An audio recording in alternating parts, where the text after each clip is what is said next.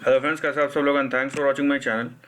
Friends, इस video में हम आईआरसीटीसी के बारे में डिस्कस करेंगे। देखिए, ओवरऑल बिजनेस आप बोल सकते हैं एक मोनोपोली बिजनेस है, और जो भी रिलैक्सेशन मिलेगा, ठीक है, जो भी प्राइवेट प्लेयर्स को एंट्री मिलेगा, वो भी आप एक तरीके से अंडर सर्वेलेंस है, क्योंकि टिकट के चार्जेस या आपको ट्रेन से फैसिलिटेट तो करेंगे, वो ठीक है, ठीक है, वो इंफ्रास्ट्रक्चर का वन ऑफ द पार्ट है, लेकिन पूरा जो इंफ्रास्ट्रक्चर मैनेजमेंट है वो भी वो गवर्नमेंट का ही रहता है, इंडियन रेलवे का ही रहेगा, जो गवर्नमेंट का ही है।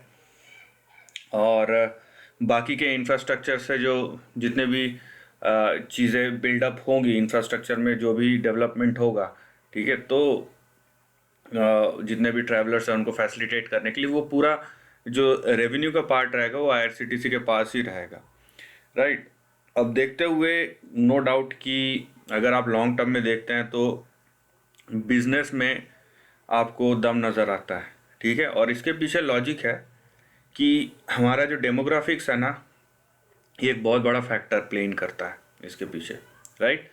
तो ये इस टाइप की चीज़ें मे और may not be developed countries के लिए हो, क्योंकि वहाँ की इंफ्रास्ट्रक्चर बहुत अच्छी है, ठीक है, उनके लिए कुछ दूसरा चीज़ काम करे। लेकिन हमारे पास जो इंफ्रास्ट्रक्चर में डेवलपमेंट का स्कोप है, प्लस हमारे पास जो डेमोग्राफिक्स है, वो एक बहुत बड़ा बूस्ट देती है, राइट। सो इसको देखते हुए नो डाउट कि एक बड़ा आपका बोल सकते हैं ट्रेंड इसमें आ सकता है, लेकिन over a period of time.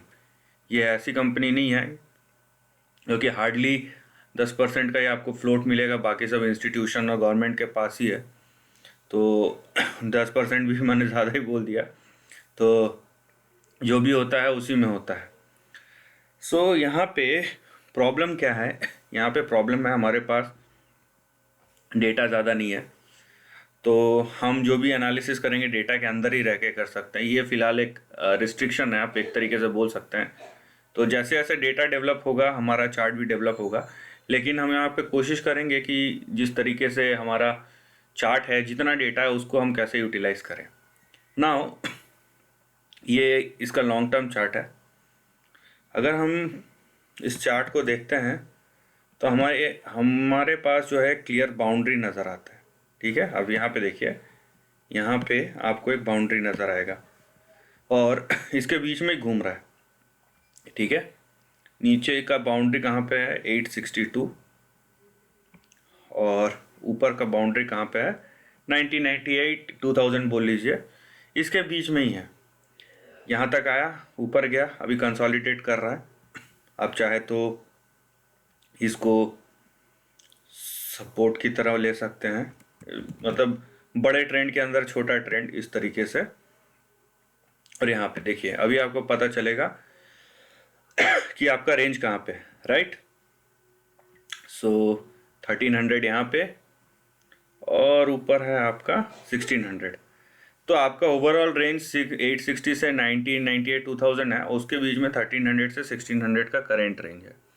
और जिस तरीके से स्टॉक नीचे आके ऊपर गया है, अभी जाहिर सी बात है 1603 को ये फिर से रीअप्रोच करेगा। और अगर इस बार ये इसके ऊपर सस्टेन होता है 1603 1605 के ऊपर, ठीक है, क्लोज होता है, सस्टेन होता है, तो जाहिर सी बात है कि ये इसका जो अगला टारगेट होगा वो 2000 का होगा, ठीक है। तो ये फिक्स हो गया यहाँ पे। नाउ यहाँ पे मैंने जैसे कि बोला डेटा हमारे पास कम है, तो उसी के हिसाब से चलना पड़ेगा। लेकिन फिर भी मान लीजिए कि 2000 के ऊपर चले गया तो क्या, ये भी एक सवाल है, तो कहाँ तक हम कर सकते हैं। तो उसके लिए फ़िलहाल जो हमारे पास डेटा है, ये जो करेंट रेंज है हम उसको मेजर करेंगे। ये 133% का रेंज है।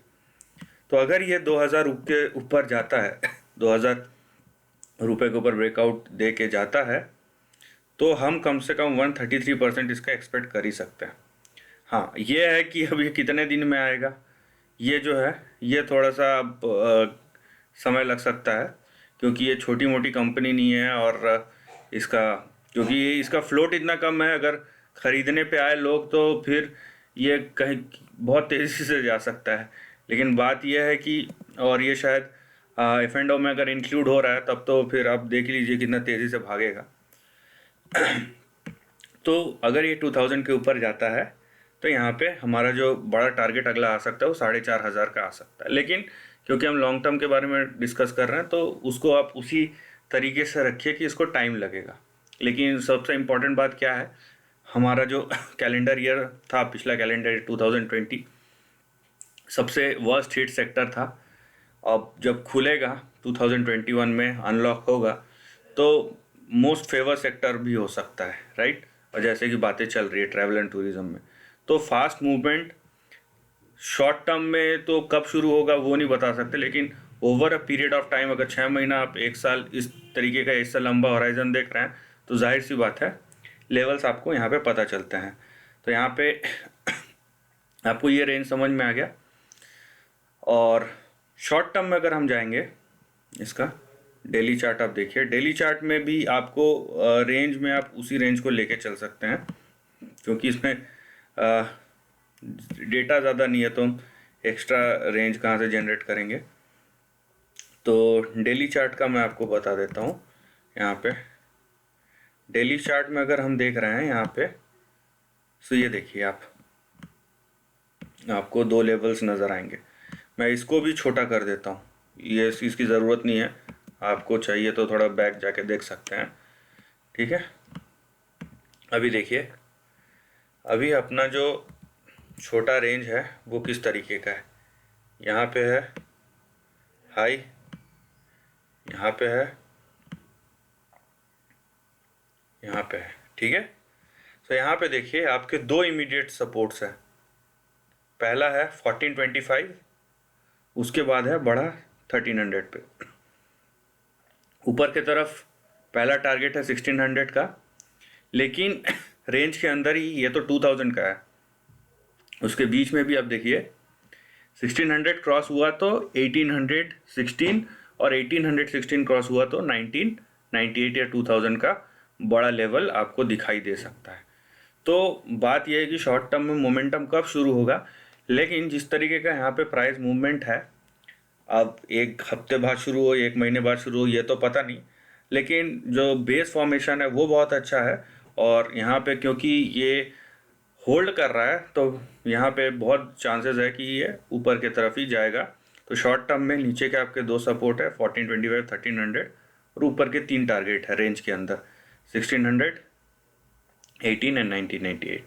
सो इस तरीके से आप अप्रोच कर सकते हैं। और बड़े चार्ट में जैसा ब्रेकआउट आता है तो सीधा फिर 2000 पॉइंट का वहाँ पे आपको रेंज खुल जाएगा, 2-2500 पॉइंट का, तो वो भी एक अलग चीज़ है। So this is the end of the video पसंद आया तो लाइक और शेयर कीजिए, थॉट्स कमेंट सेक्शन में लिख के बताइए और ऐसे नए कंटेंट के लिए चैनल को प्लीज़ सब्सक्राइब कीजिए। Lastly take care of your family and friends.